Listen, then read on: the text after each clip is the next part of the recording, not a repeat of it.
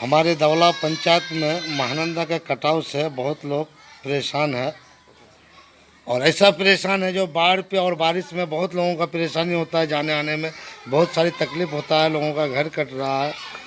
और जितना भी दलित महादलित था वो जो है कट के चला गया, रोड पे बैठा हुआ है मेरा दलित महादलित लगभग 300 के आसपास। और दूसरी बात है कि हम बहुत परेशान हैं और चिंतित हैं इस बात के लिए, जो हमने भी विभाग को कई बार बोला, सूचना दिया। एक अब हमारी दौला पंचायत के 1 नंबर 2 नंबर वार्ड का फुलवाड़ी महनगांव में 700 से 800 मीटर कटिंग है, वो महानंदा का बायां तट पे है। उसके बाद आप 2 नंबर पे आ जाइए, पुरलावाड़ी कठलिया में है लगभग 650 मीटर। उसके बाद आप आ जाइए RWD RE1 से किशनगंज रोड डिवीज़न से है हमारे तुबा नगर से मंजोक चौक, वो है 750 मीटर। तीसरी पे आ जाइए आप मंझोक में, वहाँ मंझोक चौक से लेके नया टोली तक वहाँ लगभग 1100 मीटर कटाव है। तीसरी आप आ जाइए लालवाड़ी में लगभग 350 मीटर है। एक संतोष के घर से, संतोष यादव के घर के आगे से लेके मंदिर और स्कूल है उसके अपोजिट में, वो लेके परेशान है। सब महानंदा के बाया तट में कटाव है। बाकी जो भी FDR में काम हुआ बहुत अच्छा हुआ है, इसके लिए नो डाउट। लेकिन अब जो है जो तत्काल के लिए किया गया है, इसको हम चाहते हैं, और हमारे ये पूरा रिक्वेस्ट है सब हमारे पदाधिकारी से, जो इसको जल्दी से जल्दी इसको टेंडर कराए और इसका काम भी चालू करें।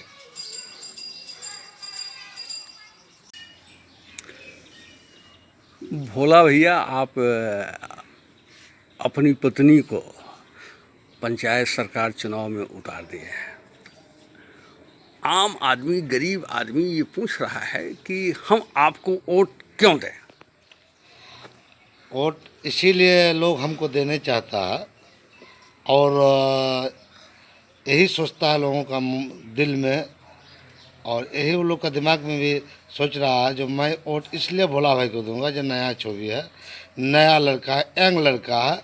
हमारे जैसे राशन कार्ड हुआ, BPL हुआ, ये सारी चीज़ बहुत अभी मुखिया लोग कुछ जो है गरीबों का राशन को दूसरा कोई पैसा वाला को दे के रखा है। तो कुछ गरीबों का कहना है जो भाई आपको मुखिया बनाएंगे इस काम के लिए, जो हम लोग को कम से कम आप जो सही है उसको सही दिलवा दीजिए और हमारा गरीब का हक दिलवा दीजिए। इस कारण लोगों का कहना है, जो मैं आपको इसीलिए चुनता हूं और आपको वोट देकर हम लोग मुखिया बनाने चाहता हूं। दूसरी बात ये रह गया, जो हमारी पंचायत में जो भी काम अधूरा रह गया, इसको मैं पूरा करने का काम करूंगा। तीसरी बात रह गया, जो हमारे जो पूर्व में जो भी मुखिया था, ये लोग जितना भी काम लेके आया तो कुछ ऐसा किया, लूट खसट में कुछ चला गया, कुछ पानी में बह गया। तो मैं ऐसा काम करना चाहता हूं जो लोगों का दिल में रहे और लोगों का दिमाग में चले। जो भोला भाई जो काम कर रहा है, तो जैसे हमारे यहाँ अगर 5 गुना हमको दे रहा है, तो मैं इतना कर सकता हूँ जो हमारे यहाँ से लेके पटना तक जो है अपना पहुँच है, और उसको 15 से 20 गुना मैं काम लाने का काम करूँगा। और लोगों का दुख सुख में मैं हमेशा साथ रहता हूँ और रहूँगा आगे चल के। ठीक है सर, प्रतिनिधि आपकी जो है, आपकी श्रीमती जी, उनका नाम क्या हुआ? मेरा पत्नी का नाम है नूरशाह खातून, मेरा नाम हुआ MD सादिक इकबाल उप भोला बाबू। बातचीत के लिए बहुत बहुत धन्यवाद। मंसूर जी, आप जिला परिषद सदस्य के उम्मीदवार हैं। आप हमको ये बताइए कि सबसे बड़ी समस्या आपके जिला परिषद क्षेत्र की क्या है? जी, बहुत बहुत शुक्रिया कि आपने इस लायक मुझे समझा कि आपने इंटरव्यू लेने के लिए आए। मेरी इस क्षेत्र की जो जिला परिषद क्षेत्र संख्या 18 है, इस क्षेत्र का सबसे बड़ा समस्या है नदी कटाव, जहाँ पर 5 पंचायतें आती है, और इस 5 पंचायत में महनगांव, चकला, दौला और पिछला नदी कटाव से परेशान है। लोगों ने आज तक नदी कटाव के लिए कुछ नहीं किया, सरकार ने आज तक नदी कटाव के लिए कुछ नहीं किया। जो हमारे जनप्रतिनिधि जिला परिषद क्षेत्र के बन के गए, इससे पहले इसने नदी कटाव के लिए कुछ नहीं किया। बस किया तो एक लॉलीपॉप के नाम पे कुछ दे दिए। नदी के टाइम नदी मैं कटाव के टाइम आपको रोक रहा हूँ।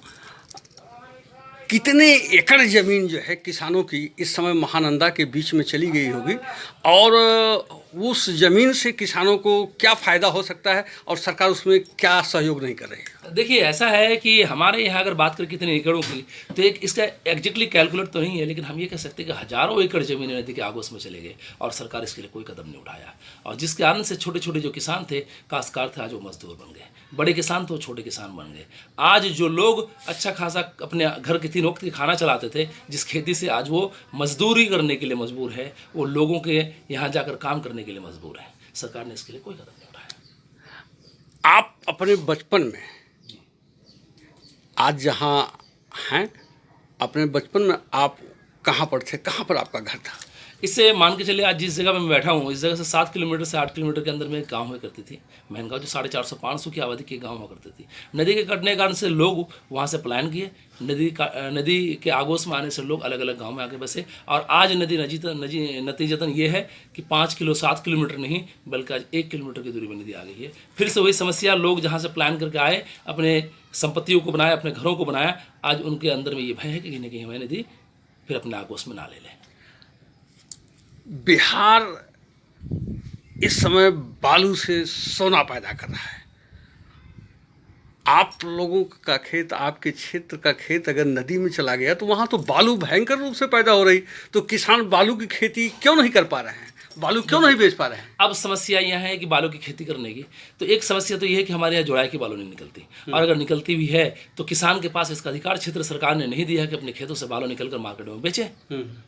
कि सरकार ने तो ये किए हैं कि कुछ दलालों के हाथ में, कुछ ठेकेदारों के हाथ में इसकी कॉन्ट्रैक्ट दे दी, जो निकाल सकते हैं, किसान नहीं निकाल सकते हैं। जब किसान बेचारा अपने गाड़ियों से बालू निकाल कर बाहर बेचने को जाती है, तो लोग यूँ करते हैं कि उसे 50,000, 60,000, 1 लाख की फाइन मार दी जाती है। तो किसान बेचारे क्या करें? मतलब वो अपनी मिट्टी भी नहीं बेच सकते? नहीं बेच सकती। ये सरकार के अपने प्रावधान है, जिस कारण से नहीं बेच सकते हैं, और सरकार अपना ठेकेदारी देकर रखते हैं। इसमें किसान की कोई फ़ायदा नहीं है, किसान के लिए सारा लॉस है। और जहाँ तक रही हमारे जनप्रतिनिधि की, हमारे जनप्रतिनिधि तो चुन कर गए हैं। कुछ लोग तो यहाँ से जिला परिषद बने, और बनने के बाद सिर्फ किसी ने तो अपनी राजनीति चमका ली, किसी ने अपनी ठेकेदारी चमका ली।